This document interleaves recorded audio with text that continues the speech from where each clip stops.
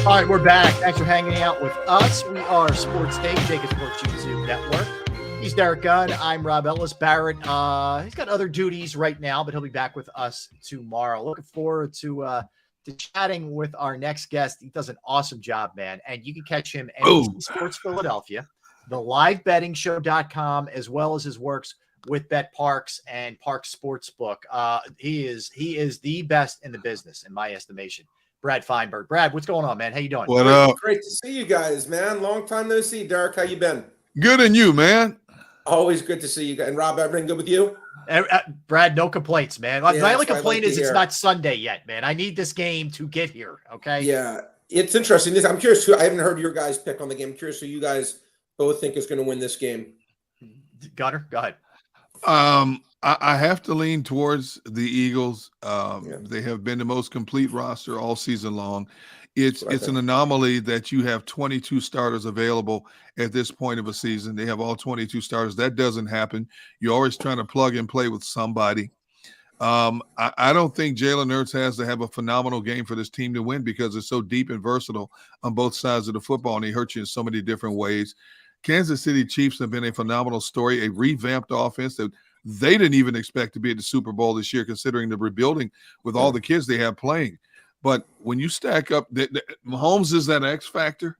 But I just say the Eagles are just too dominant to let this game slip away. Brad, I'm in a similar. Philadelphia is way too confident in my estimation. Way too confident. This is Mahomes and Andy Reid we're talking about here. So I think it is very tight. It could very easily come down to a field goal kind of game. I think the Eagles do win ultimately because of their lines more than anything else. I agree with you. But that's where I'm at. Like tight, an Eagles victory, but would it shock me if I'm being frank that the Chiefs won? No, it wouldn't at all. I got to say two things, guys, and I'm curious in your take on this. It's interesting. The entire world, and I mean the world, not 99%. I've not heard one person besides me say this. I'm curious if you guys being, really tied into the team may agree with me because I've not heard anyone really agree with my take on this. But everyone's talking about Patrick Mahomes, how injured he is. Is he healthy with a high ankle sprain? My opinion, and again, you guys know this as well as anyone, having watched Jalen Hurts the first 15 weeks where I thought he was arguably the best player in all pro football, since he's come back, and look, no one's talking about it, he has not, I'm just talking facts, he has not been that dominant player that we saw the weeks 1 through 15. He just hasn't been. This is me guessing, and Derek, I know you have contacts in Philadelphia Eagles that no one else has, so if anyone knows, I know it's you. But my guess is that we're going to find the day after this game ends or the second after this game ends, they're going to say, yeah, this was a month injury for Jalen Hurts, not a week-to-week thing. He's really just gutted out because he's tough as heck. I think he's much more hurt than Mahomes, in my opinion, in terms of where he was from day one to where he is now versus Mahomes, where he was day one versus now. That's just my opinion. They've gotten away with it because the 49ers, look, if I play you in tennis, Rob, and you don't have a tennis racket, I'm probably going to beat you. That's what it was with San Francisco in that game. They didn't have a quarterback. They've been getting away with it because of, in my opinion, situational. They didn't have to have Jalen Hurts be great. But in a game like this, that's my one nervousness is I think he is more hurt than people are letting on, and I think that is a big issue personally. Even though I agree with everything that Derek said, I think Philadelphia is just a better team, and I think this is the game where not having Tyreek Hill, that one move by Kansas City in this game in this spot, that is where it's going to show itself. Not having that extra dynamic player. That's a great point, Brad, because two things just on what we were just talking about. That's why it's a little bit more of a challenge to handicap this because you don't know where Hurts is. Maybe the 2 weeks got him enough where he can get close to where he was earlier in the year. On Hurts, excuse me. I think Mahomes, I'm going in assuming he's 100%. I'm not even thinking any other way, especially with the plays that he made 2 weeks ago against Cincinnati. But you're right. Like they lack a dynamic threat on the outside, and they're a little bit banged up. So if you get down, even as magic as Mahomes is, do you have the ability to get it back quick if need be against the Eagles if they get up? I don't know if they do. Yeah. I don't know if they do. To answer your question, Brad, I've said since they kept Hurts out of 2 games that there's more that they're letting on. The Eagles have done a great job. Have done a great job of not answering the question about how bad the shoulder is. The only thing Nick Sirianni has revealed is the fact that he had a similar injury to Jalen Hurts when he was younger, and he still has a knot in that AC joint. Wow. It's one of those, even when you get it where the calcium deposit builds up and you don't get it out of there, you have a knot in there. Sure. Luckily for Jalen Hurts and the Eagles, they were able to protect him from himself in those 2 playoff games. I mean, because they were such blowout type games. If you saw his deep ball, not what it was all season long. Yes. His intermediate game is still there, but you don't have to wind up and throw it 60 yards in the intermediate game. So he can still be very efficient in that regard on the slant routes and things like that. But I do think there's more to the story than the Eagles have let on, and Jalen has been on over the past several weeks. Yeah, I agree with you. And again, I think that we're going to see the second this game's over, they're going to say, yeah, you guys have no idea how Jalen really was injured. Yep. And then he really is just so tough. And it's interesting, Derek and Rob, I also, in my opinion, you mentioned the deep throws, which I agree with, but also when I've watched him even run, look, when he usually run, he ran like Pacheco. He was hard. He'd run at you. He'd be like, let's bring it on. I feel like since he's come back, he's gone down easier. And I'm not faulting him. Let me make this clear as clear can be. He's being smart to do that. He has no choice but to do that. But I'm just saying it's such a fine line in sports, Rob and Derek, and being great versus being good. Being good versus being average versus being below average. Everything is just when you're at this level, such fine dots that just make everything change.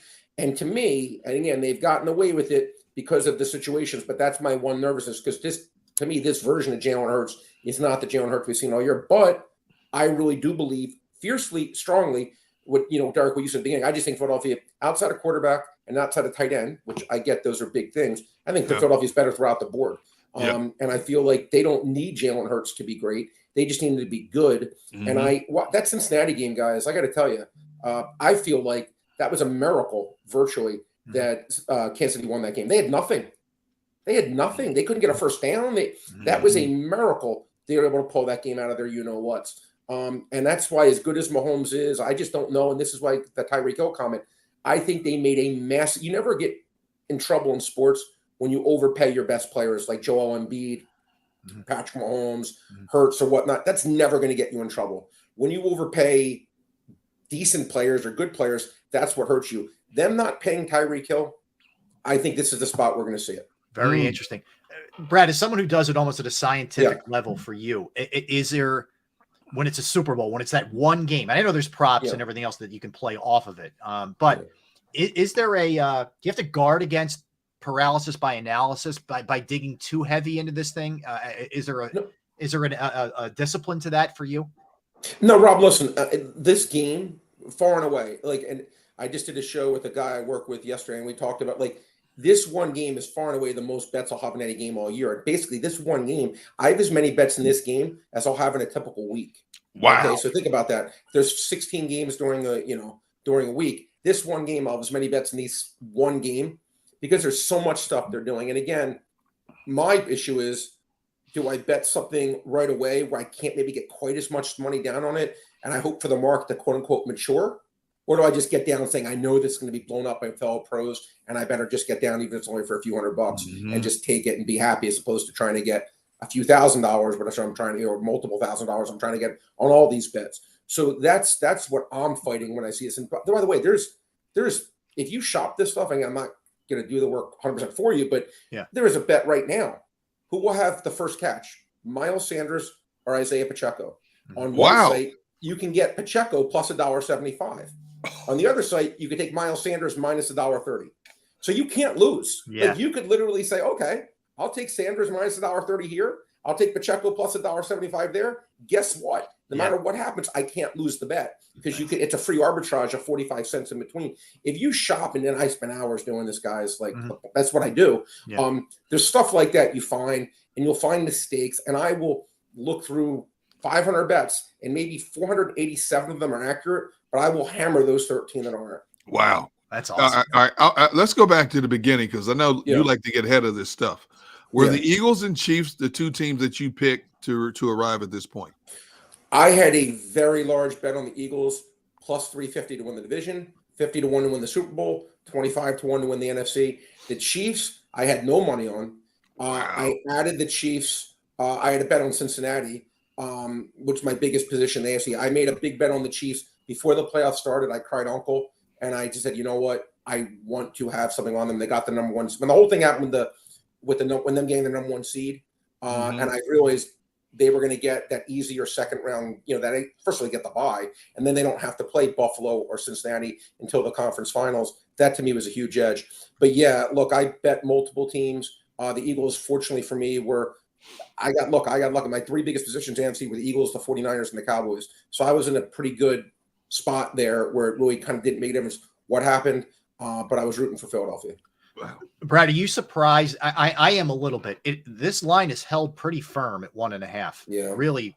I know it got goofy as soon as the Chiefs game ended, 2 Sundays ago, but it's been pretty steady since. Did you think there'd be any movement, or is this kind of where you thought it would be right now? Well, I think what we're seeing is, and again, I won't be surprised if this line goes down to a pick in Vegas by the time the end this is over, because I think what we're seeing is there was questions at the way beginning, Rob, about maybe Mahomes, how healthy he is. But I think what you said is accurate, Rob. I think he's healthy, and I think it's going to be treated like he's healthy. I think the game may close it around the pick. Right now, the Eagles are still 1/1.5 point favorites. I think we may get down to a pick. No, look, let me say this. Now, I told you I had a huge position. I had Kansas City, by the way, to win the AFC, not to win the Super Bowl. So I didn't have a penny on to win the Super Bowl. This is, again, a good example. This will raise your IQ for everyone listening out there. And when anything advice I'm going to give you is shop. And what I mean by that is this. There's a local place, not far from where we live, where they have the Eagles as a 3-point favorite. Okay, because they know every Tom, Paul, and Harry is going to bet the Eagles. So they're going to tax you for that. Well, guess what? When I need Kansas City, getting that +3 is gold. So, I was able to make a large wager on Kansas City +3. If the Eagles win by 1, 2, or 3, next time I see you guys, lunch is on me. Hey, from your island. From your island. Yes, I love that. So, maybe throw some things, some props that you're looking at, right? Because let's face it, you can get yourself in trouble with goofy stuff. Let's face it, coin toss, whatever. I don't know how big you're into certain things, but other things, it's just nonsense. What are some things maybe you're looking at a little bit that you think, there's some interest here? Well, I will tell you this, and again, I'm not trying to show for any sports books, so I'm not going to do that, but there are sports books out there, guys, where they'll have something right now where will the coin toss be heads or tails? Right. +100 each way. So you may say, well, Brad, why would I do that? There's no edge. Well, that's accurate. There is no edge. But what you could do is you could bet both sides. And sometimes they have these rollover bonuses where if you bet X amount, you get like a bonus. Well, if you can't lose on something and it's just getting you your free bonus, look at stuff like that. I'm just trying to give guys little helps with that. But in terms of the game itself, look, there's a bunch of props that I like, and I'll talk about Miles Sanders. His over-under for rushing attempts was 12.5. And, guys, and I know you guys follow this stuff at the highest of high levels. He didn't get there against the 49 Giants. I think he had 17. But last week, I think he only had 11. But you can probably answer this. Why did he not get there? I'm asking you guys. Tell me, because I think there was a very obvious reason he did not get 13 carries. Gainwell, and, well, he was out of the game too. I would. That's it. He was out of the game because they're up 31-7, 24-7. They don't need to risk it. When you're up 24-7, but when the game was close, Sanders was in there. Now, by the way, Gainwell will be the running back next year, I'm sure, or maybe they make a draft pick. The guy from Texas, Bijan Robinson. But to me, Sanders is the guy, and I think what we saw was Gainwell closed out very effectively. He closed out those other games that were blowout games. I don't think this game is going to be a blowout. I think Miles Sanders is going to get his 16, 17 carries. I think he's going to go way over that 12.5. I'll give you another one, which is an interesting one, guys. This is a crazy one. About 2/3 of NFL kickoffs this year were touchbacks. Okay, so the opening odds, will the opening kickoff be a touchback? It's 2 out of 3 chance. It's going to be a touchback, right? That's what it is. Ideal conditions, whatnot. But here's the thing. 18 of the last 21 opening kickoffs in the Super Bowl have not been a touchback. And the reason is, Pat McAfee talked about this, the opening kickoffs, the only time all year in pro football where you're not allowed to touch, the kicker's not allowed to rub the ball. They do these things, I guess, to get it a certain way for them where it's softer and it's not like a block of concrete. Well, they don't see the ball until they actually kick it off. And then it's given to the Hall of Fame. So it's like kicking like a cinder block, as opposed to, not that it's going to be, but again, I talk about the difference between good and great, great and good, good and bad. It's such a fine line. So with that kickoff, and the ball's harder, that ball that usually goes maybe 2 yards deep in the end zone, 3 yards deep, maybe now it's going just right at the end zone and the guy returns it. Those extra 6-7 feet. I was able to get plus $1.60 on that. I think it's a tremendous wager. 18-3. 18 That's awesome, man. It's not been returned. I'm getting plus 160. Doesn't mean I'm going to win the bet, but I sure as heck know I shouldn't be getting plus $1.60. I'll throw nerves in there too, Brad. I mean, absolutely. Everybody's got little butterflies, man, and maybe the kicker isn't on his A game with that first kick. Absolutely. And look, I know everyone likes doing these needle in the haystack bets, like who will win MVP, first touchdown. When the sports book does not offer a two-way market, what I mean by two-way market is, look, if you're taking the Eagles or the Chiefs, it's minus 110 each way, right? It's a two-way market, right? You could take plus 1.5, minus 110, minus 1.5, minus 110. So it's there. You could bet it either way, but they'll say who will score the first touchdown. Just do you want Jalen Hurts? Well, they may offer you 3-1 odds, but really the no should maybe be minus 800, but they're just going to give you 300. They're not giving you a no price where you know you're getting a fair bet. I would stay away from these needle in the haystack bets. I know they're fun, and if you're just betting $1 or $2 and you don't, you're just doing it for enjoyment, totally cool. But there's never advantage in those bets, except I did find one. I did find one needle in the haystack bet, which I actually think has edge, and it's actually A.J. Brown. I took A.J. Brown to score the first Eagles touchdown. The first Eagles touchdown. Okay. 5-1 odds. 57 touchdowns this year the Eagles scored. A.J. Brown scored 11 of those 57. That translates, he should be plus 418 to score any touchdown for the Eagles. Plus 418. Jeez. But there was also 5, I counted garbage touchdowns where the Eagles were up by like 4 touchdowns. They got a late touchdown, where there was no way they were going to pass the ball. So when out of the 52 touchdowns they scored this year, where I would consider it realistically the receiver had a chance of getting it, A.J. Brown scored 11 of those 52, which translates into a plus 372 number. So I think, 4-1, 4.25 is certainly very, very reasonable. Getting 5-1 from the score of that bet, I actually think there's edge in this rare case on one of those, I call them needle in the haystack bets. Hey Brett, how many hours? Yeah, see, that's why I have asked them to come on, man. You can't get this kind of stuff, man. This is really good. I couldn't even think about this kind of stuff. Yeah. How many hours of research, in-depth research do you do before you actually start placing your Super Bowl bets? A ton. I again, that's what I do. Again, I go through every possible thing. And what the good thing is, there's usually a template of these things that are year to year they have, but then just the players change. Yep. But like one bet that I'll give you an example that just traditionally has been good. It's been about a 78% winning bet is, will there be more points scored in the first half or second half?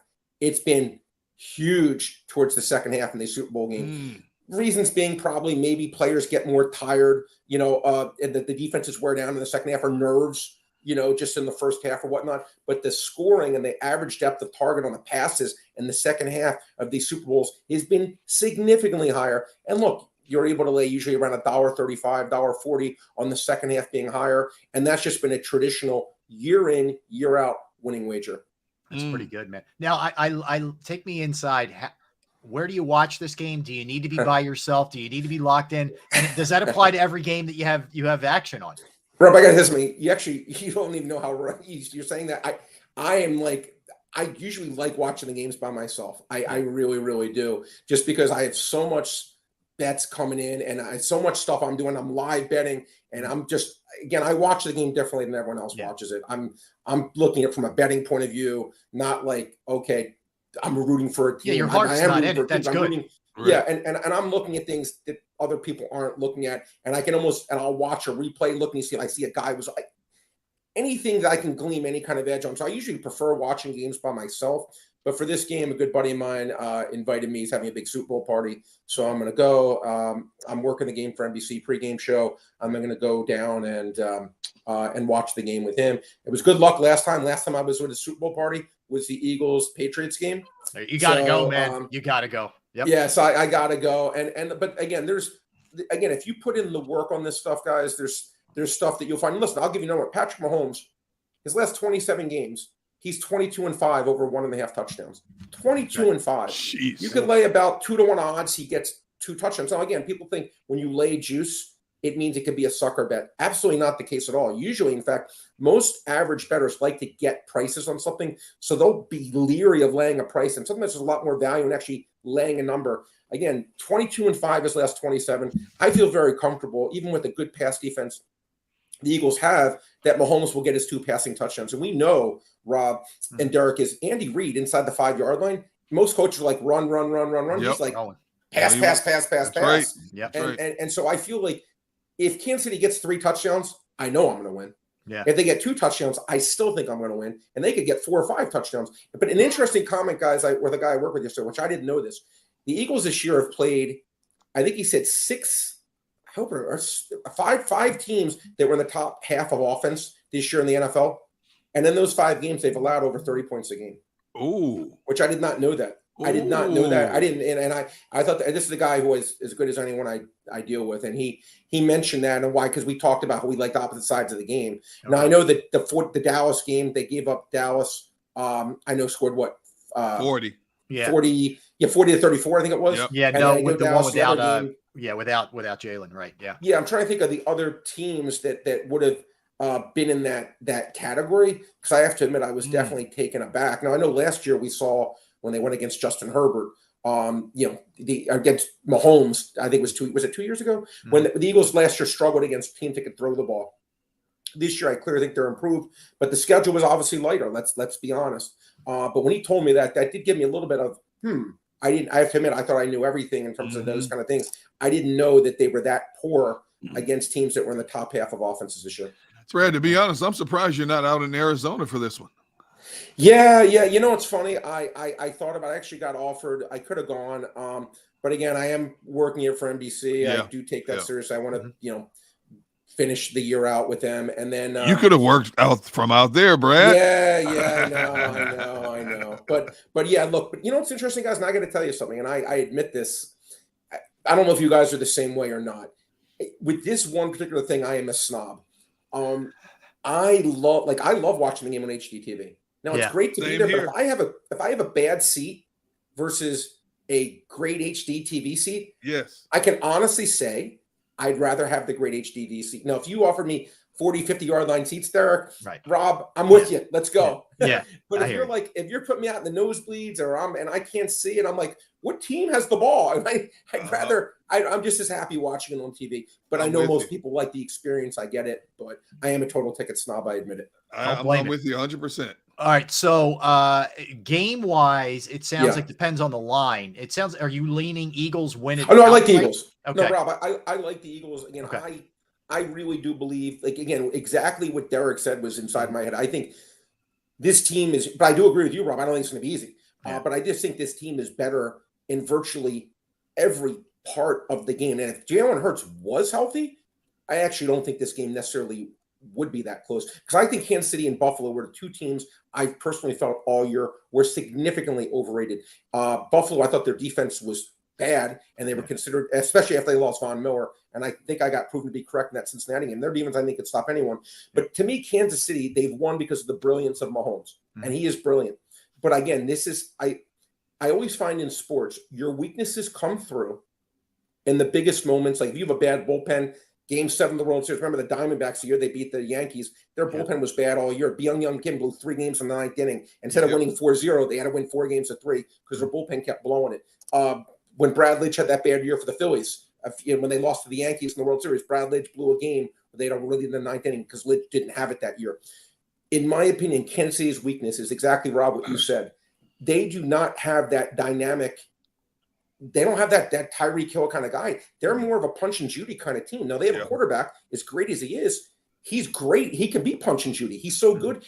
He'll go tick, tick, tick down the field. But I think in a game like this, not having that star dynamic game-changing player like an A.J. Brown or someone like that, when these games are that close, I think in this game, this is the spot in a big game. They're not going to have Hill to bail them out on a magic play like he did against the Bills in that championship game or that Final Four game 2 years ago when they won in that crazy overtime game. I think this is a game we're going to see. Not having that dynamic playmaker is going to hurt them, and I think they're going up against a better team. All right, so Brad, people can check you out NBC Sports Philadelphia on the Eagles pregame show this Sunday with the whole crew. Looking forward to that.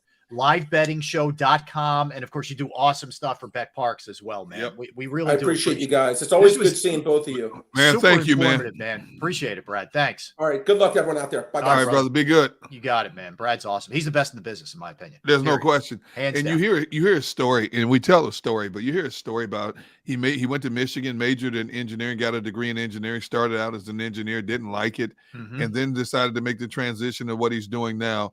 And to me, nobody does it better, man. When you just sit down and listen to how he arrives at decisions and how numbers are spinning in his head when he's sleeping and stuff like that, dude, that's a gift. Yeah. That's It's not like, many people it's get like that Rain Man. I'm telling Yeah. you, man. Like everything when he's still playing Yes. at Vegas or Hangover, you're just seeing all the numbers, all those point spreads going around and Man. going around. It's pretty cool, man. It's pretty cool. We got a little tiny bit of time. Let's sneak in a couple birthdays, Gunnar. You want Ooh, to do that? We're at 55. Wow. Okay.